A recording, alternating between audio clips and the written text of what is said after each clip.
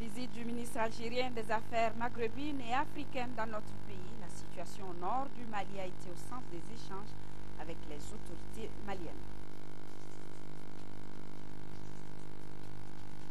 Sensibiliser la population au port du casque de sécurité afin de réduire les victimes de la route, c'est le but de la 10e édition de la Semaine nationale de la sécurité routière. Elle a été lancée ce matin par le ministre des Transports.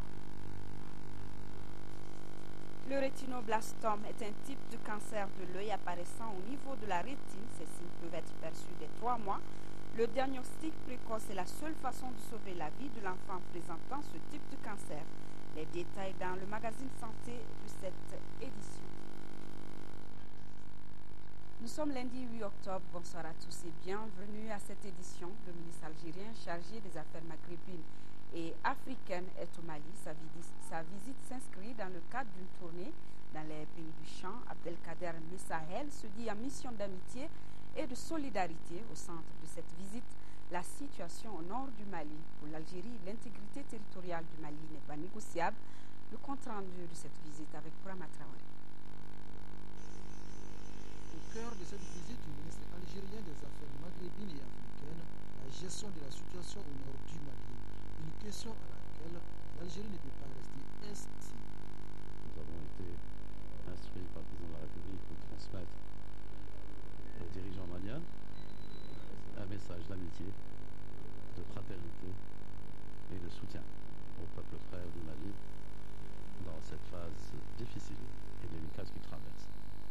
Il est évident qu'un pays comme l'Algérie ne peut pas rester indifférente aux problèmes auxquels est confronté le Mali frère, surtout dans ces circonstances. Donc nous sommes à l'écoute. À l'écoute des autorités nationales, pour trouver ensemble une solution à la crise, une démarche qu'apprécient fortement les chefs de la diplomatie malienne. Nous pensons que de cette visite devront sortir des décisions importantes qui nous permettront d'avancer dans la résolution de la double crise politique et militaire que nous vivons. Une double crise évoquée au cours de cette séance de travail entre les deux délégations maliennes et algériennes, une identité de vie sur les questions du terrorisme et des crimes organisés. C'est à l'unisson qu'on peut combattre efficacement ces menaces, convient-il? L'Algérie travaille avec tous ses partenaires parce que nous considérons que pour nous, l'intégrité du Mali n'est pas négociable. Nous disons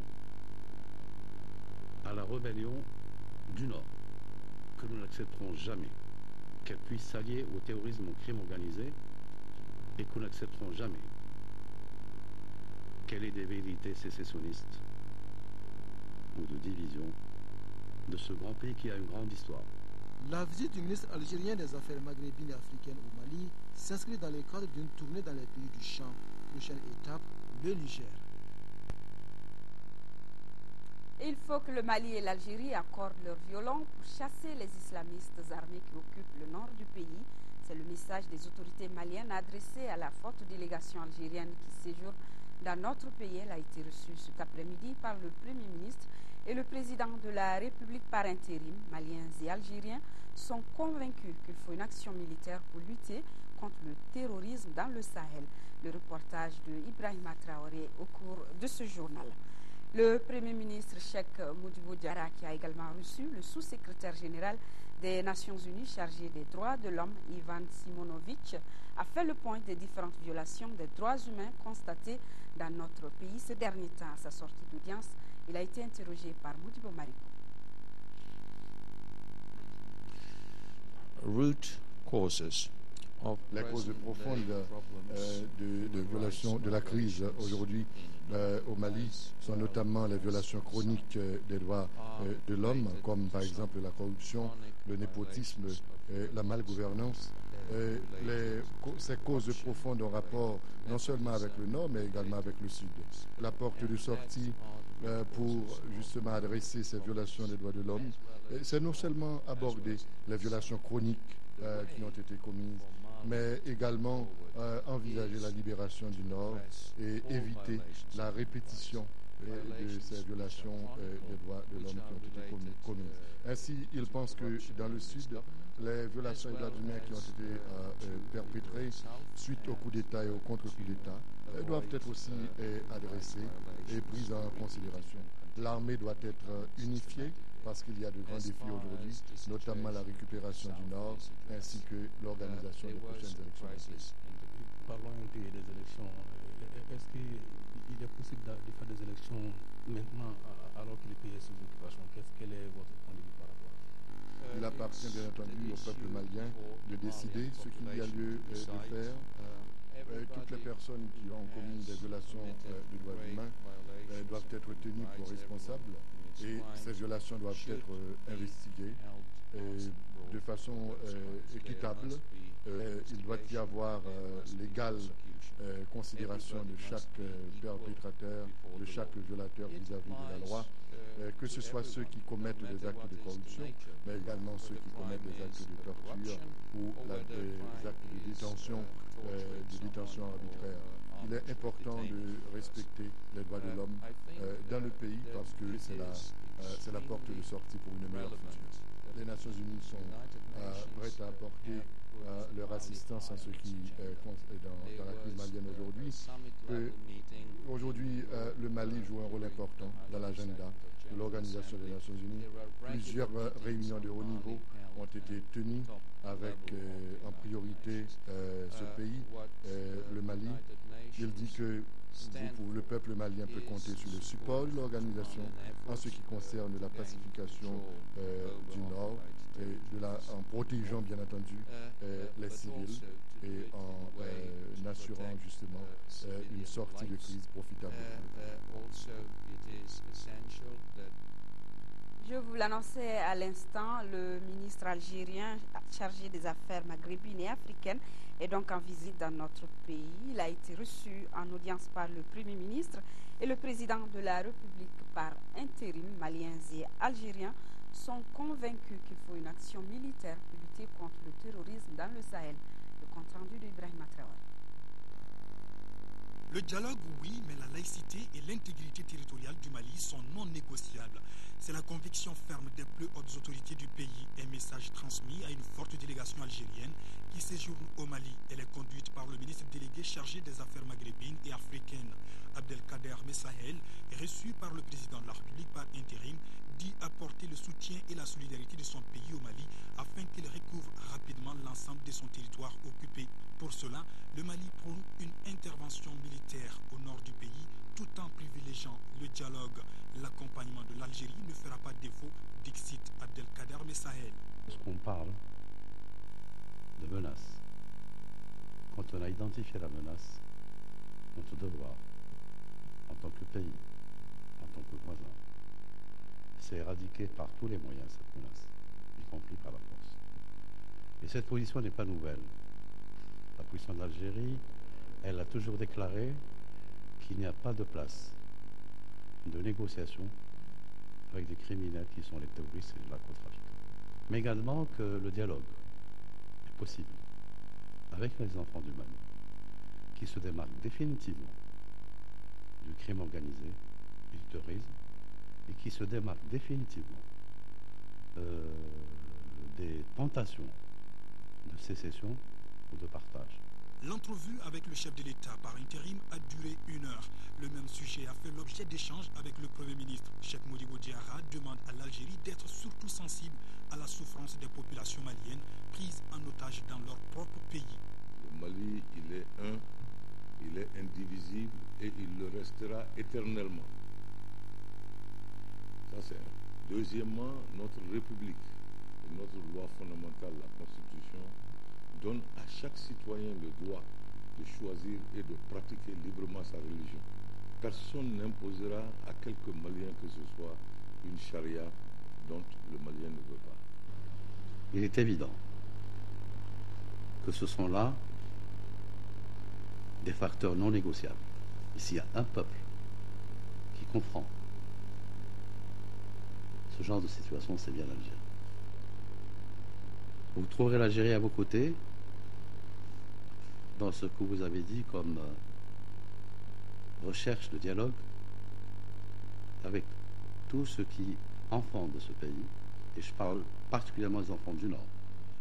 Le chef de l'État a saisi cette opportunité pour demander également d'opérationnaliser très vite le CEMOC pour lutter davantage contre le terrorisme dans le Sahel. Il a enfin salué l'Algérie pour toute son aide à l'endroit des populations démunies. C'est par une visite aux accidentés de l'hôpital Gabriel Touré que le ministre des Transports et des Infrastructures routières a lancé la 10e édition de la Semaine nationale de la sécurité routière. L'objectif de cette première journée était de sensibiliser la population au port du casque afin de réduire les accidents de la circulation qui font chaque année plus de 1000 blessés. Le compte rendu de la journée avec Mahamadou Doumbia. Pour le lancement de cette 10e édition de la Semaine nationale de la sécurité routière, le ministre des Transports et des Infrastructures routières s'est rendu à l'hôpital Gabriel Touré pour s'informer sur le bilan des accidentés de la route. Sur 2011 patients qui arrivent au CHU Gabriel Touré, 1072 sont des blessés de la route et les victimes sont âgées de 16 à 45 ans. Et les familles gardent toujours le mauvais souvenir car il est difficile d'oublier un enfant brutalement arraché. La situation dans laquelle je me trouve aujourd'hui, j'aimerais pas voir une autre maman dans ma situation. Là où mon fils se trouve aujourd'hui, j'aimerais pas voir un autre enfant du Mali, à cause de la route, perdre sa vie, que je demande aux jeunes surtout de porter les casques. Le casque est vital et la vie est irremplaçable. Pour sensibiliser et impliquer parents et enfants, le ministre s'est rendu au lycée Aminataba, au siège de l'association malienne des personnes handicapées, au centre Awakeita, au ministère des Affaires religieuses et du culte, un département qui a regroupé toutes les confessions religieuses. Ensuite, la délégation s'est rendue au groupe scolaire Cheikh Anta Diop dans les familles fondatrices de Bamako, qui sont les familles Niaré, Touré et Dravé. Et enfin, le siège du réseau des communicateurs traditionnels pour le développement. À chacune de ces étapes, le ministre a remis 50, 100 ou 200 casques et des sommes symboliques. On a été très bien compris par les populations et on a vu que les populations adhèrent déjà à la sensibilisation, adhèrent déjà au port du casque. Nous lançons un appel solennel pour que la population adhère massivement au port du casque. Surtout que le gouvernement vient de fournir des efforts pour exonérer l'importation des casques. Là, ça va contribuer à importer davantage les casques et à réduire les coûts des casques. Des conditions améliorées mais difficiles et débordantes, vu le nombre de blessés qui arrivent au Gabriel Touré, incite à plus de prudence car il n'y a pas de respirateur en cas d'arrêt cardiaque, pas de véhicule médicalisé pour transporter les blessés. Et sur 100 accidentés graves, nous a-t-on dit, 20% garderont pour toujours un traumatisme et 30% auront la chance d'être épargnés. La seule alternative qui reste, c'est le port du casque et la limitation des vitesses. Portez donc le casque. Un atelier de formation en journalisme d'investigation sur les questions migratoires vient de démarrer ici à Bamako, organisé conjointement par l'Institut Panos Afrique de l'Ouest et l'Institut Panos Paris. Il vise à doter les ondes de médias de connaissances sur la thématique migratoire inscrite dans une perspective nationale, régionale et intercontinentale. Daouda Sidiki Diarra nous donne les détails. La formation en journalisme d'investigation axée sur les questions migratoires qui a débuté ce lundi est une première au Mali. Elle sera couplée à une série d'enquêtes de terrain qui vont aboutir à un ensemble de reportages. Travailler sur la migration, ça veut dire aussi dépasser les clichés. Ça va aussi dire bien chercher les histoires de succès, de satisfaction. Mais c'est toujours regarder un peu plus profonde. Et si ce séminaire contribue, que vous faites encore des reportages meilleurs, plus intéressants, je crois, pour votre société, pour les électeurs, pour tout le monde, ça sera un gain. Cet atelier international qui va durer 5 jours s'inscrit dans le cadre du projet sans papier, cliché lire voix, mieux informé sur les migrations. La session qui regroupe des journalistes venus de l'Algérie, de la Tunisie, du Maroc, de France et de Bamako est financée par l'Union européenne et la coopération suisse. La migration rapporte beaucoup au Mali, mais je dois dire aussi que la migration comporte aussi certains inconvénients. Et la politique que le gouvernement voudrait mener en la matière, c'est de faire en sorte que la migration soit un atout pour le développement de notre pays. La cérémonie a également enregistré la participation de certaines autorités locales des zones les plus touchées par les migrations à Dakar, des agents de coopération et des responsables de l'Institut Panos-Afrique de l'Ouest. Actualité hors de chez nous, les Algériens ont rendu un dernier hommage à l'ancien président Chadli Benjedid, mort samedi d'un cancer à l'âge de 83 ans. Devenu président en 1979, il quitte le pouvoir en 1992. Les Algériens le considèrent comme le père du multipartisme. Un deuil national de 8 jours a été décrété. Le président Bouteflika est l'un des premiers à venir lui rendre hommage. Chadli Benjedid est mort samedi des suites d'un cancer à l'âge de 83 ans. C'est en 1979 qu'il devient président après la mort de Ouari Boumedienne. Ce candidat de l'armée autorise le retour des exilés politiques et fait libérer le premier président de l'Algérie indépendante, Ahmed Ben Bella. Chadli Benjedid sera réélu 2 fois. En Algérie, il est pour beaucoup le père du multipartisme. C'est lui qui mit fin au règne de l'ancien parti unique, le FLN, lui qui dota l'Algérie d'une constitution pluraliste 10 ans après son arrivée au pouvoir. Paix à son âme. C'était un grand homme. C'était aussi un révolutionnaire. Il ne nous a apporté que des bonnes choses.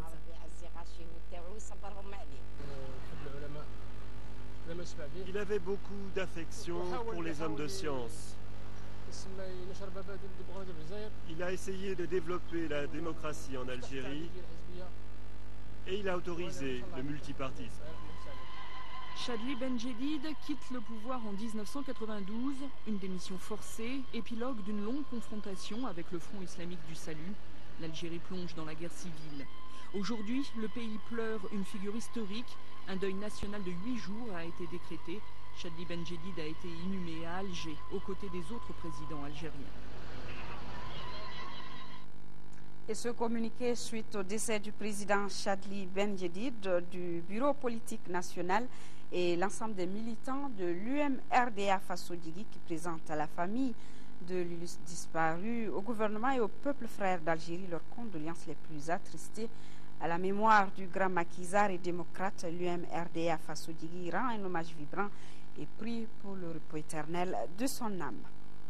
Actualité africaine toujours, le président égyptien Mohamed Morsi a 100 jours au pouvoir, 100 jours avec un bilan mitigé pour le peuple qui est de moins en moins enthousiaste. Morsi a lui-même admis publiquement qu'il n'a pas encore atteint ses objectifs. Depuis son élection, Mohamed Morsi se façonne une stature internationale. Ses interventions à l'ONU et en Iran ont été remarquées, une reconnaissance inespérée pour le premier président égyptien issu des frères musulmans. Mais aux 100 jours de son mandat, son peuple, lui, est beaucoup moins enthousiaste. Dans cette banlieue pauvre du Caire, les habitants attendent toujours de vrais changements. 100 jours et rien ne s'est passé, il y a autant d'embouteillages, les hôpitaux sont toujours aussi nuls et tout est sale, vraiment tout est comme avant. Exemple, les décharges sauvages sont toujours là. Pourtant, Mohamed Morsi avait promis plus de propreté, moins de circulation. Il s'était aussi engagé à subventionner le carburant et le pain. Son programme, 64 mesures en 100 jours pour améliorer le quotidien des Égyptiens. C'est très difficile de les réaliser en 100 jours, mais il s'y est engagé. Comme nous sommes maintenant dans une démocratie, il sera jugé sur ses promesses. De fait, il a promis beaucoup et n'a pas fait grand-chose. Mohamed Morsi a admis publiquement qu'il n'avait pas encore réalisé tous ses objectifs. Le peuple, lui, reconnaît cependant un mérite, avoir mis au pas l'armée en écartant l'encombrant général Tantawi du pouvoir. Un autre défi de taille attend maintenant le président, rédiger une constitution très attendue par les laïcs comme par les islamistes. À présent, l'actualité africaine en bref, avec la Côte d'Ivoire qui a ouvert ses frontières avec le Ghana, après que ce dernier ait promis de renforcer la sécurité dans sa zone. Nous ferons un tour au Soudan avec cet accident d'avion. En Tunisie, dans l'île de Djerba, une manifestation a fait plusieurs victimes, dont 49 policiers et 2 manifestants. La Côte d'Ivoire rouvre ses frontières avec le Ghana. La décision a été annoncée dimanche par le ministre de la Défense. Les points de passage avaient été fermés par Abidjan le 21 septembre dernier, après l'attaque d'un poste frontière par des éléments venus du Ghana. Cette fermeture avait provoqué d'importantes difficultés pour les commerçants et un bras de fer avec Accra où de nombreux responsables pro-Gbagbo ont trouvé refuge. Le Ghana a promis qu'il ne servirait pas de base arrière pour des opérations de déstabilisation et que la sécurité serait renforcée le long de la frontière. 15 morts, 7 blessés dans le crash d'un avion militaire dimanche au Soudan. L'appareil, un Antonov, avait décollé de Khartoum, direction le Darfour. Il s'est écrasé à 70 km de la capitale. Auparavant, le pilote avait signalé un problème sur l'un des moteurs. L'aviation soudanaise, qui utilise des hélicoptères et des avions de fabrication russe, a déjà perdu plusieurs appareils depuis début 2011. 49 policiers, 2 manifestants blessés, c'est le bilan des violentes manifestations qui ont secoué samedi l'île de Djerba en Tunisie. C'est la décision des autorités de rouvrir une décharge publique qui a mis le feu aux poudres. Après l'échec de négociations et une première dispersion des manifestants à coups de gaz lacrymogène, la foule s'en est prise à un poste de police. Des violences jusqu'alors inimaginables dans ce haut lieu touristique épargné par les tensions. Il s'en est fallu d'un tout petit point pour qu'Adama Kouandé remporte le titre mondial. Le joueur de pétanque ivoirien s'est tout de même offert le luxe de décrocher le titre de vice-champion du monde de tir de précision ce week-end à Marseille, le berceau de la pétanque. Direction l'Amérique latine au Venezuela, Hugo Chavez a été réélu pour un 3e mandat de 6 ans. Il a obtenu 56% des voix devant le candidat de l'opposition qui n'a pas démérité avec ses plus de 6 millions de voix. Une consécration pour Chavez qui a séduit la jeunesse par sa politique sociale. Enrique Capriles, son adversaire, a salué sa victoire. Les partisans d'Hugo Chavez en liesse ont convergé dès les premiers résultats vers le palais présidentiel pour fêter leur victoire.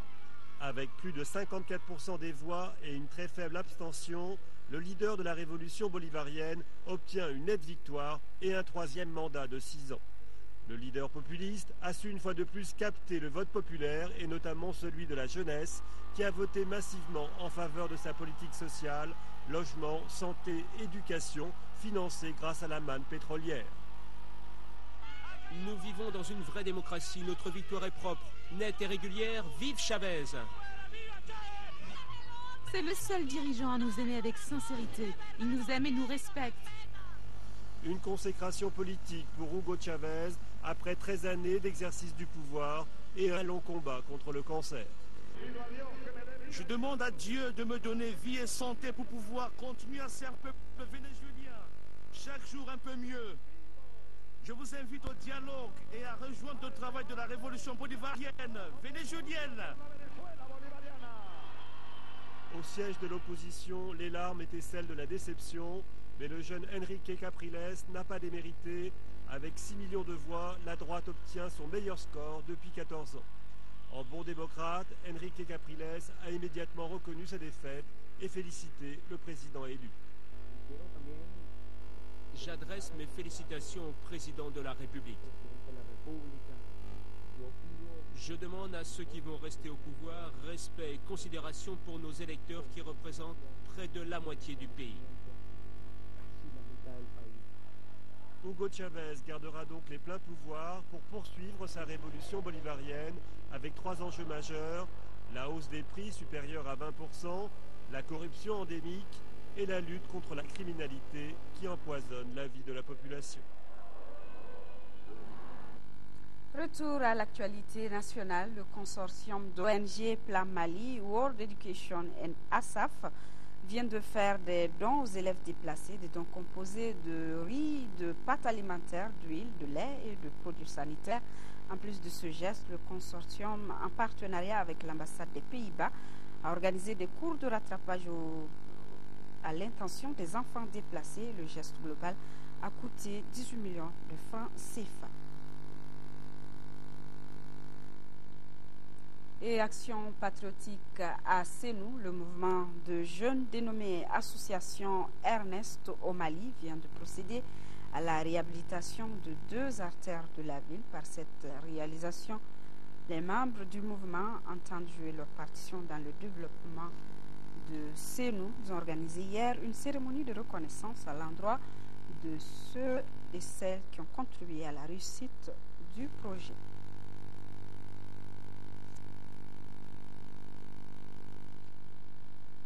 Lancement hier en première région des festivités du centenaire de l'église de Kakoulou. En effet, c'est en 1913 que la paroisse a été transférée de Dingira à Kakoulou. Le thème retenu est 100 ans de vie avec le Christ, Notre-Dame de la Merci, à Kakoulou, engage-toi. Les festivités auront lieu les 5 et 6 janvier 2013. Idrissa Goulou Sissoko depuis Kaye. La cérémonie consacre le lancement du centenaire de la paroisse de Kakoulou, une commune située à 35 km de Kaye. En effet, c'est en 1913 que l'église fut transférée de Dingira Logo à Kakoulou, une église implantée à Dingira Logo 5 ans après Kita et 1 an après Kaye. Le lancement des festivités du 100e anniversaire de la paroisse de Kakoulou a été marqué par des prières. Le thème que nous avons choisi, c'est 100 ans de Christ, de vie avec le Christ, Notre-Dame de la Merci à Kakoulou, engage-toi. À travers ce thème, nous voulons inviter tous les fidèles de Kakoulou qui sont sur la paroisse et ceux qui sont en dehors de la paroisse de s'engager à la suite du Christ et de s'engager pour que l'église à Kakoulou puisse aller de l'avant. La commune rurale de Kakoulou est l'exemple de la laïcité dans notre pays. Je peux vous dire avec beaucoup de fierté que la laïcité est une réalité au niveau de la commune de Logo. Ce brassage-là nous permet à toi de bien gérer la collectivité de la commune rurale de Logo. La fête commémorative aura lieu les 5 et 6 janvier prochains avec au programme beaucoup d'activités, notamment des prières, la rénovation des 2 cimetières à Dingira, la construction d'une grotte mariale à Kakoulou. Nous retournons à Bamako avec du nouveau dans vos librairies. Il s'agit du livre Entre anarchie et terreur. C'est de Mahaman Ousmane. Entre anarchie et terreur est le récit des récents événements qui se sont passés au nord du Mali.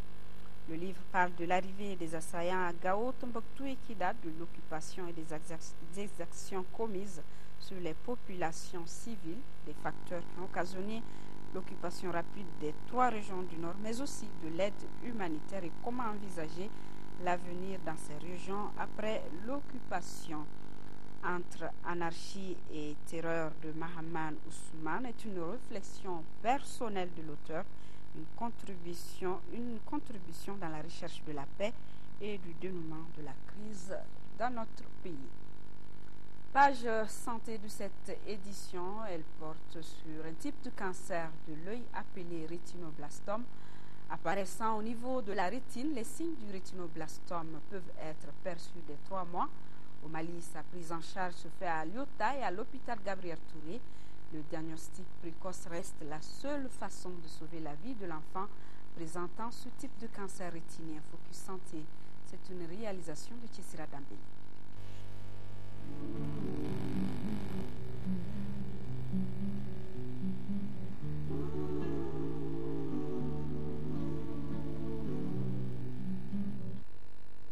Une tache blanche dans la partie noire de l'œil de votre enfant et les nouvelles sont très mauvaises. Cette tache peut désigner d'autres types de pathologies, mais dans la plupart des cas, elle est preuve d'un rétinoblastome évolutif. Le rétinoblastome est un cancer de la rétine chez l'enfant de moins de 5 ans. Les statistiques évoquent un cas de ce type de cancer sur 18 000 naissances dans le monde et notre pays n'est pas épargné. Au sein de l'unité d'oncologie pédiatrique du CHU de Touré, à peu près nous avons 30 à 40 nouveaux cas par an. Et surtout, c'est des formes très avancées de la maladie, ce qui n'est pas normal. Les signes de ce cancer rétinien sont perceptibles très tôt chez le nourrisson. Déjà très précocement, on voit que l'œil dévie. C'est-à-dire qu'il y a un strabisme. Ça veut dire que l'œil, la partie noire de l'œil est déviée soit vers l'extérieur, donc ça fait un strabisme divergent, où l'œil va dévier vers l'intérieur, un strabisme convergent. Et dans ce cas, le strabisme peut être soit sur un œil, si la maladie pousse sur un seul œil, ou bien la déviation des yeux se voit au niveau des deux yeux. Dans l'évolution, la tumeur va grossir sur la rétine. Et là, la particularité du rétinoblastome, c'est que ça donne une tache blanche dans la partie centrale de l'œil. C'est-à-dire le centre du noir, vous allez commencer à voir un reflet blanc. Au tout début, le reflet n'est pas permanent. Il y a certains parents qui vont le constater intermittemment, c'est-à-dire dans certaines positions de l'œil, ils peuvent voir le reflet, mais après ça disparaît. Et plus tard, le reflet devient permanent. Et l'enfant va avoir la tache blanche permanemment sur l'œil. Et si on ne fait toujours rien, comme c'est un cancer, donc ça évolue, eh bien, l'œil va commencer à grossir et à sortir de l'orbite. Et à la longue, l'œil va complètement être éjecté de l'orbite. Les causes du rétinoblastome ne sont pas très bien connues, mais on estime qu'il peut avoir une cause héréditaire, infectieuse ou spontanée. Au Mali, principalement, 2 structures s'occupent de la prise en charge de ce type de cancer, l'unité d'oncologie pédiatrique de l'hôpital Gabriel Touré et l'Institut d'ophtalmologie tropicale d'Afrique, IOTA. En ophtalmologie, nous, ce qu'on fait, c'est que quand les malades viennent très tôt, c'est-à-dire quand l'œil louche, ou bien quand il y a juste la petite tache blanche sur l'œil, ça c'est des cas où on peut guérir. Quand l'enfant se présente précocement, ici actuellement à l'IOTA, on fait une énucléation, c'est-à-dire on enlève l'œil. Mais sinon dans les pays développés, il y a des traitements conservateurs qui font qu'on peut aussi bien détruire la maladie et garder l'œil. Donc il y a des taux de survie qui avoisinent les 98% lorsque le plateau technique le permet et que le diagnostic est fait très précocement. Mais à des stades évolués, c'est-à-dire quand c'est l'exophtalmie majeure, la tumeur, elle va évoluer pendant un long moment. Mais à partir d'un certain temps, la tumeur ne reste plus dans l'œil. C'est comme tous les cancers, ils aiment aller dans d'autres organes. Et bien ce cas aussi, la tumeur va se propager dans les organes environnants, c'est-à-dire l'orbite, et finalement, passer le cap de l'orbite, la tumeur peut aller se localiser au niveau du cerveau. Et si c'est le cas, malheureusement, c'est un stade où la médecine est impuissante. Ces patients, très souvent, ils sont référés par l'IOTA, en fait. Les patients réussis au stade précoce, n'est-ce pas? Alors, nous faisons ce qu'on appelle les bilans d'extraction. Après, nous adressons les patients à l'ophtalmologie pour l'énucléation. On enlève l'œil, n'est-ce pas? Après, on envoie l'œil à l'histologie, à l'anatomopathologie. En fonction de ça, nous déterminons quel type de traitement, de chimiothérapie l'enfant doit recevoir en post-opératoire. Dans cette prise en charge, le service d'anatomopathologie a son rôle à jouer, de même que le service d'imagerie médicale, précisément avec le scanner. C'est à travers ce scanner qu'on s'est fait une idée du volume de la tumeur et de l'extension de la tumeur. Cette tumeur, elle est d'abord dans l'œil, ça peut aller dans l'orbite, ça peut atteindre les nerfs optiques, ça c'est dans les cadres oculaires, mais ça peut aller aussi au-delà pour avoir une localisation au niveau cérébral ou même à distance. C'est dans ces cas que l'imagerie intervient pour apprécier le volume tumoral au début du traitement, et en cours du traitement, on fait aussi un autre scanner pour apprécier la régression tumorale. Le diagnostic précoce est très important pour une prise en charge correcte du rétinoblastome. Mais au Mali, la majeure partie des patients arrivent à l'IOTA avec leur rétinoblastome à un stade où l'œil est déjà projeté en dehors de l'orbite. Mais l'organisation de la prise en charge évolue positivement. Un projet de l'Alliance mondiale contre le cancer et de ses partenaires maliens est en cours d'exécution. Il vise à faciliter le diagnostic et la prise en charge de la maladie, ce qui passera forcément par une sensibilisation des praticiens et des populations.